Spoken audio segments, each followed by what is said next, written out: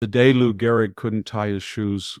Lou Gehrig wakes up on May 2nd, 1939, reaches for his shoes and realizes his hands won't obey him. What happens in the next 8 minutes doesn't just end a streak, it ends an era. And what he says 65 days later in front of 62,000 people becomes the most powerful speech in sports history. Detroit, Michigan, May 2nd, 1939, Tuesday morning, 6:47 a.m. The Book Cadillac Hotel, room 412. Lou Gehrig sits on the edge of his bed, staring at his brown leather shoes, the same shoes he's worn for road games for 3 years, broken in perfectly, comfortable, reliable, just like he's been for 2,130 consecutive games.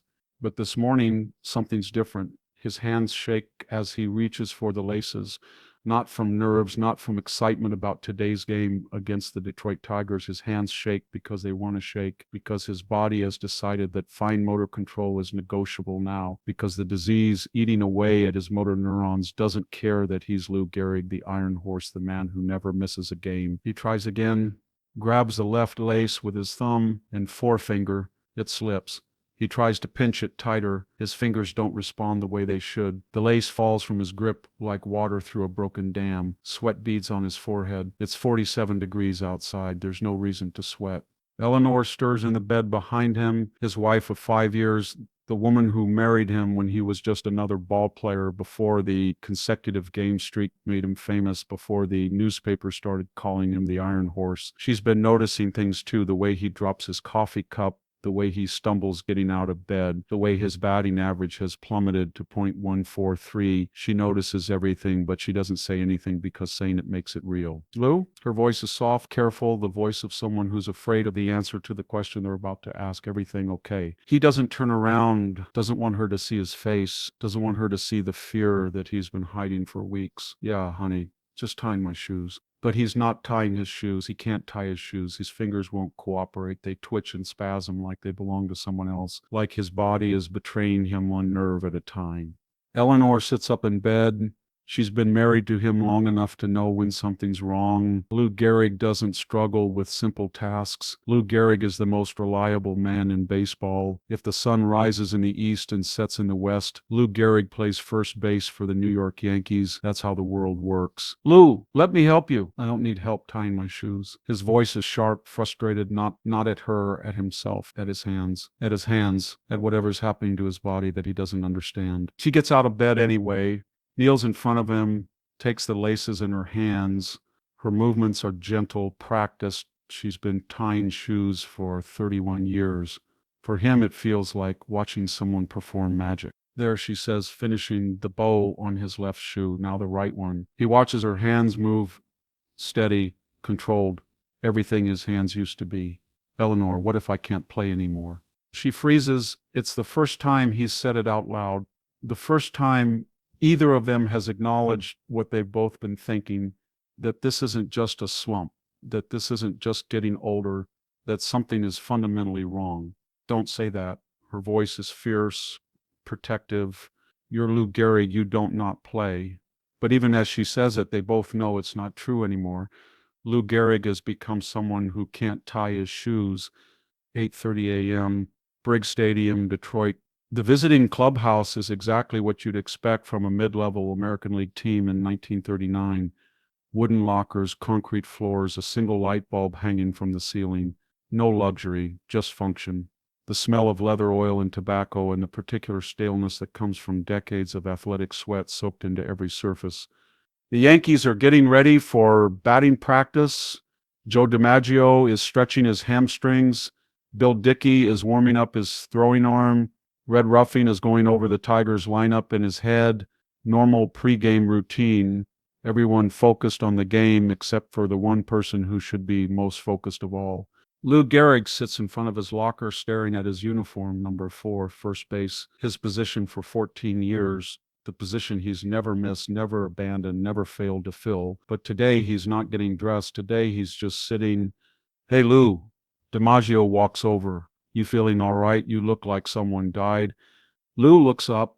DiMaggio's face shows genuine concern. They've been teammates for 4 years. DiMaggio has seen Lou play through broken fingers, through back pain, through family emergencies. He's never seen Lou look uncertain about anything related to baseball. Joe, can I ask you something? Sure. Have you noticed me playing different lately? DiMaggio hesitates. Of course he's noticed. Because everyone's noticed. Lou's batting point 143. His fielding has been erratic. His base running looks labored. But you don't tell Lou Gehrig he's playing poorly. Lou Gehrig doesn't play poorly. We all have rough patches, Lou. Season's young. Lou nods, but he knows DiMaggio is being kind. What if it's not a rough patch? What do you mean? Lou stands up slowly. His legs feel weak, unsteady, like he's walking on a ship in rough seas. What if I'm done? The words hang in the air like smoke. DiMaggio stares at him. This is Lou Gehrig talking. Lou Gehrig doesn't quit. Lou Gehrig doesn't even consider quitting. Lou, you're scaring me. What's going on? I don't know. And that's the truth. He doesn't know what's happening to his body, doesn't know why his hands shake or why his legs feel weak or why swinging a bat feels like pushing through mud. He just knows that something is wrong and getting worse. Other players are starting to notice the conversation. Bill Dickey walks over Frank Crosetti.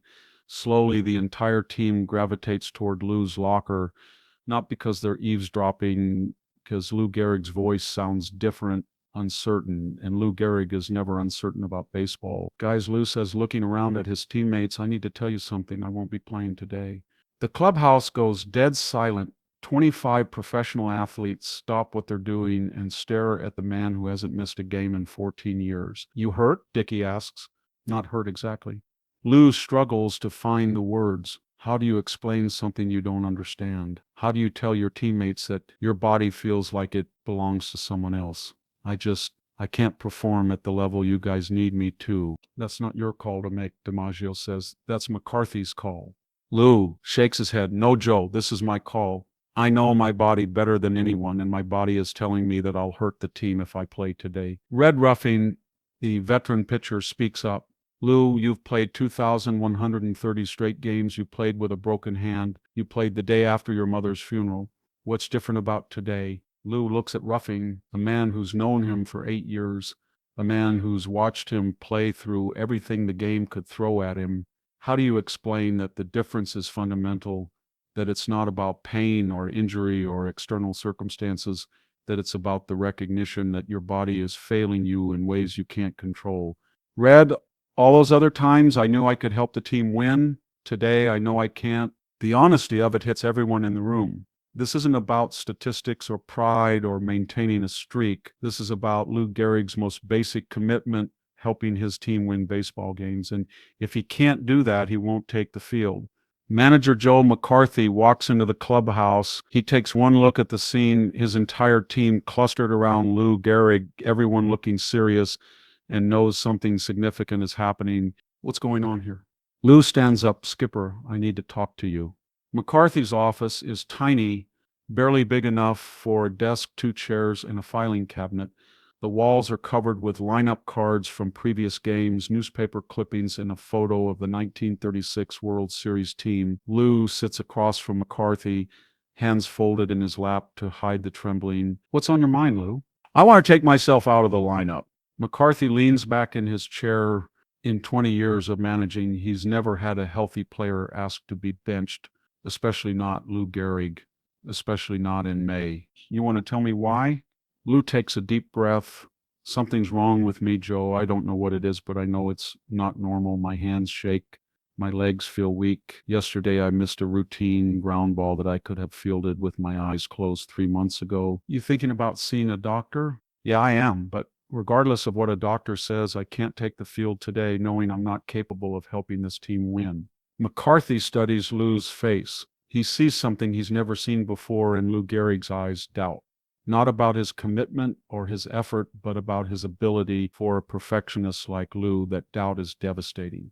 Lou, you understand what you're talking about here. You're talking about ending the most remarkable streak in sports history. I understand. You understand that once you sit out a game, the streak is over forever. I understand. And you're willing to do that? Lou looks directly at McCarthy. Joe, that streak means nothing if it hurts the team. Baseball is bigger than any individual accomplishment. You taught me that. McCarthy nods slowly. It's the answer he expected from Lou Gehrig, the right answer, the selfless answer, the answer that breaks his heart. Okay, Lou, you're out of the lineup today. Babe Dahlgren will play first base. They shake hands. Lou Gehrig's consecutive game streak officially ends at 2,130 games, 14 years, 2 months, and 1 day of never missing a game. Over because the Iron Horse finally admitted he was no longer made of iron. 3:15 p.m. Briggs Stadium, game time. Lou Gehrig sits in the dugout wearing street clothes, gray slacks, white shirt, team jacket. For the first time since May 1925, he's not in uniform for a Yankees game. Players and fans keep looking at him, trying to understand what they're seeing. Lou Gehrig not playing baseball is like seeing the sun not rise. It shouldn't be possible. The Tigers' starting pitcher is Buck Newsome, a right-hander with a decent fastball and a reputation for talking too much. The Yankees lineup has been reshuffled. Babe Dahlgren, a 26-year-old journeyman, is playing first base. He's competent but not special. The kind of player who's grateful for the opportunity but knows he's keeping the position warm for someone better. The game starts normally. DiMaggio leads off with a single. Dickey grounds into a force play. Normal baseball. But something feels off, like watching a symphony with the first violin missing. The rhythm is wrong. In the third inning, a routine ground ball is hit to first base. Dahlgren makes the play, but not as smoothly as Lou would have. The throw to the pitcher covering first is a little offline. The runner is out, but it's not the effortless precision that fans associate with Yankees defense. Lou watches from the dugout and feels something he's never felt before. Relief that he's not the one who made that play. Relief that he didn't risk costing his team an out because his hands might not have been steady enough or his legs might not have been strong enough. Relief mixed with grief. Relief that makes him feel like he's betraying everything he's ever believed about competition and dedication and showing up every day no matter what. By the seventh inning, the reality settles in for everyone in the stadium. Lou Gehrig isn't coming into the game. The streak is over. The most dependable man in baseball has decided he's no longer dependable. So after the game, a 7-4 Yankees win, the kind of routine victory that would normally make Lou feel satisfied about his team's performance. Reporters swarm the clubhouse. They want to know why Lou Gehrig didn't play. Is he hurt? Is this temporary? When will he be back? Lou faces the questions calmly. He explains that he's been feeling under the weather lately, that he thought it was best to rest for a few days, that he expects to be back in the lineup soon. He doesn't mention the shaking hands or the weak legs or the growing certainty that something is seriously wrong. He doesn't mention that a few days might actually be forever. The story runs in newspapers across the country. Gehrig's streak ends at 2,130. Most reports treat it as a temporary absence. A veteran player taking a breather in early May. No big deal. They don't understand that Lou Gehrig taking a breather is like gravity taking a holiday. It suggests that fundamental laws of the universe no longer apply. May 19th, 1939, Mayo Clinic, Rochester, Minnesota. Lou and Eleanor sit in Dr. Harold Habing's office waiting for test results. 2 weeks of examinations, blood work, muscle tests, reflexes, coordination exercises, doctors poking and prodding and measuring, trying to put a name to what Lou already knows in his bones. Something is terribly, irreversibly wrong. Dr. Haben enters carrying a thick file. His expression is carefully neutral, the practiced face of a doctor who delivers bad news for a living. He sits behind his desk and opens the file without immediately making eye contact. Mr. Gehrig, we've completed all of our tests. Lou's hands rest on his knees. They're not shaking right now, but he can feel the tremor waiting underneath the surface like a predator in tall grass. What did you find?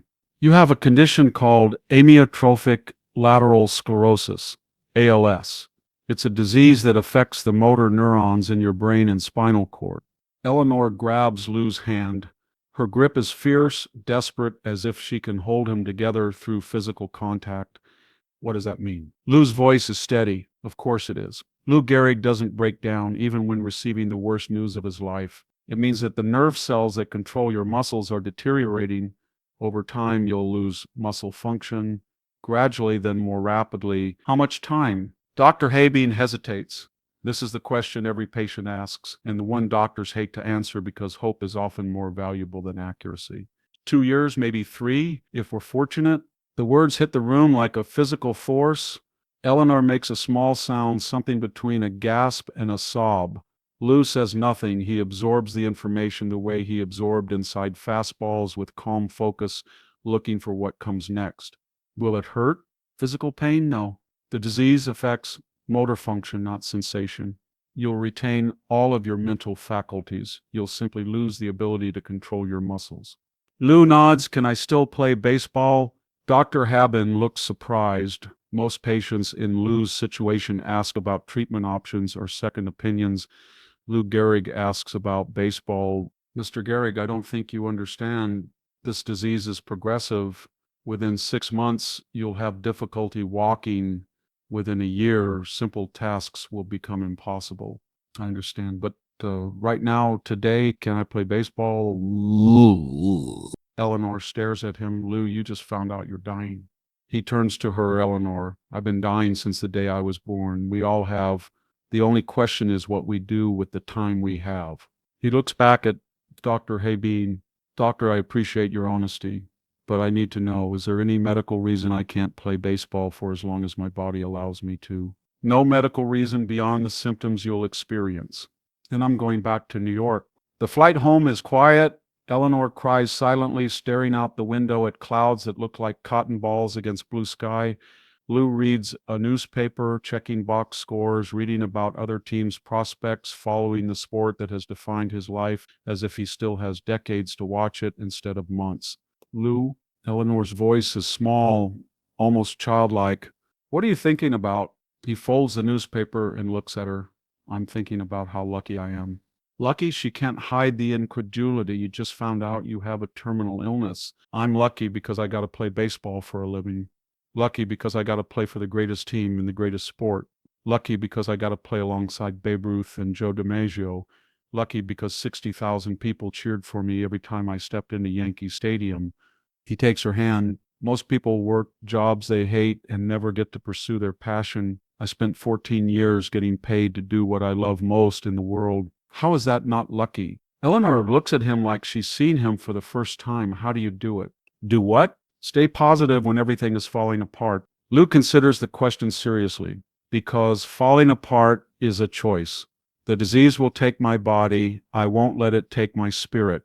June 19th, 1939, Yankee Stadium, Bronx, New York, Lou Gehrig Appreciation Day. The Yankees organization has planned a ceremony to honor Lou's career. What they don't know is that it will become something much more significant, a lesson in grace under pressure, a masterclass in how to face the end with dignity. The stadium is packed. 61,808 people, every seat filled, people standing in the aisles, fans hanging over the railings trying to get a better view. They've come to honor Lou Gehrig, but many of them don't yet know why the ceremony is necessary. The Yankees haven't publicly announced Lou's diagnosis. Most fans assume he's taking a temporary break from an incredible streak. They expect him to play again soon. Lou stands in the dugout watching the crowd gather. He's wearing his uniform, number 4, first base, but he won't be playing today. He won't be playing again ever, though most of the people in the stadium don't know that yet. DiMaggio walks up beside him. Hell of a crowd, Lou. Yeah, it is. You nervous about the speech? Lou has been asked to address the crowd, to say a few words about his career, his teammates, his appreciation for the fans' support, simple ceremonial remarks, except that Lou Gehrig has decided to tell the truth about his condition, to use this moment not just to say goodbye to baseball, but to teach people about courage and gratitude and how to find light in the darkest possible circumstances. No, Joe, I'm not nervous. What are you going to say? Lou looks out at the sea of faces. Men in suits and ties, women in summer dresses, children wearing Yankees caps, people who've watched him play for years, who've cheered his home runs and applauded his steady defense, people who have no idea that they're about to witness one of the most powerful moments in sports history. I'm going to tell them how I feel. The ceremony begins with introductions of Lou's former teammates. Babe Ruth, now retired and considerably heavier than during his playing days, receives a thunderous ovation. Wally Pipp, the man Lou replaced at first base in 1925, tips his cap to the crowd. Other Yankees legends wave and smile, soaking up the appreciation of a grateful fan base. Finally, Lou is introduced. The crowd rises as one, 61,808 people on their feet, applauding the Iron Horse. The ovation goes on, rolling through the stadium like thunder. Lou stands at home plate, cap in hand, waiting for the noise to die down so he can speak. It takes nearly 5 minutes. The applause keeps building, then fading, then building again as different sections of the stadium take turns showing their appreciation. Lowell waits patiently the way he waited patiently through 2,130 consecutive games, never rushing, never forcing anything, just letting the moment unfold naturally. When the stadium finally quiets, Lou steps up to a microphone that has been placed behind home plate, the same spot where he's stood thousands of times as a batter, looking for the pitch he could drive for extra bases. But today he's not looking for a pitch, he's looking for the right words. Fans, for the past 2 weeks you have been reading about the bad break I got, yet today I consider myself the luckiest man on the face of the earth. The crowd murmurs, luckiest man? What is he talking about? What bad break? Lou's voice carries clearly through the stadium's public address system, strong, clear, without a trace of self-pity or bitterness. I have been in ballparks for 17 years and have never received anything but kindness and encouragement from you fans. When you look around, wouldn't you consider it a privilege to associate with such fine-looking men as are standing in uniform in this ballpark today? He gestures toward his teammates lined up along the first baseline: DiMaggio, Dickey, Ruffing, Gordon, men he's played beside for years, men he's helped win 4 World Series championships. Sure, I'm lucky. Who wouldn't consider it an honor to have known Jacob Ruppert? Also, the builder of baseball's greatest empire, Ed Barrow, to have spent 6 years with that wonderful little fellow, Miller Huggins, then to have spent the next 9 years with that outstanding leader, that smart student of psychology, the best manager in baseball today, Joe McCarthy. The crowd listens in rapt attention. This isn't the typical ceremonial speech full of cliches and pleasantries. This is Lou Gehrig speaking from the heart about what really matters to him. Sure, I'm lucky when the New York Giants, a team you would give your right arm to beat, and vice versa, sends you a gift. That's something. When everybody down to the groundskeepers and those boys in white coats remember you with trophies, that's something. When you have a wonderful mother-in-law who takes sides with you and squabbles with her own daughter, that's something. When you have a father and a mother who work all their lives so you can have an education and build your body, that's something. His voice grows stronger, more emphatic. The crowd is completely silent now, hanging on every word. When you have a wife who has been a tower of strength and shown more courage than you dreamed existed, that's the finest I know. Eleanor, sitting in a box seat near the Yankees dugout, begins to cry. These aren't tears of sadness, but of recognition.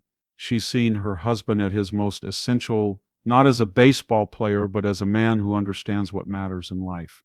So I close in saying that I may have had a tough break, but I have an awful lot to live for. Thank you. Lou steps back from the microphone. For a moment, the stadium is dead silent, 61,808 people trying to process what they've just heard. Then the applause begins, not the polite ceremonial applause of a typical appreciation day, but something deeper and more profound, the sound of people responding to genuine human emotion, the sound of recognition that they've just witnessed something rare and beautiful. The ovation lasts longer than the speech. Lou stands at home plate, cap in hand, as wave after wave of applause washes over him. Many people in the crowd are crying now. They understand finally what Lou has been telling them. He's not just taking a break from baseball, he's saying goodbye. Babe Ruth, overcome with emotion, walks over and wraps Lou in a bear hug. The two men, teammates for 7 years, the most famous players in baseball history, embrace at home plate while 60,000 people cheer and cry and bear witness to a moment of pure grace. The speech lasts less than 2 minutes. The impact lasts forever. July 4th, 1941. 2 years and 1 month after Lou Gehrig Appreciation Day, Lou dies peacefully in his sleep at his home in Riverdale, the Bronx. He's 37 years old. Eleanor's holding his hand. His last words spoken to her the night before are simple and characteristic. I'm grateful for every day we had together. The funeral draws crowds, baseball players, fans, people who never met Lou but were inspired by his courage in the face of death. The service is private, but thousands line the streets outside the church. They come to pay their respects to a man who showed them how to face the unthinkable with dignity and gratitude. The disease that killed Lou Gehrig is renamed in his honor. Les becomes known as Lou Gehrig's disease. His speech on July 4th, 1939 is played at cancer wards, hospitals, and anywhere. People need to remember that strength isn't about avoiding hardship, it's about finding grace in the midst of it. The Iron Horse streak, 2,130 consecutive games, stands as a record for 56 years until Cal Ripken Jr. breaks it in 1995, but the real record Lou Gehrig set has never been broken and never will be. He set the record for courage, for gratitude in the face of tragedy, for showing the world that how you leave is more important than how long you stay. Who in your life needs to hear Lou Gehrig's message right now? Who's facing their own tough break and needs to be reminded that being lucky isn't about avoiding hardship. It's about recognizing what you have to be grateful for, even in the worst circumstances. Because 90 years later, we're still learning from the man who considered himself lucky while dying at 37, the man who turned his farewell into a lesson about grace, the man who proved that true strength isn't about playing 2,130 consecutive games. True strength is knowing when to step aside and doing it with dignity that inspires people for generations.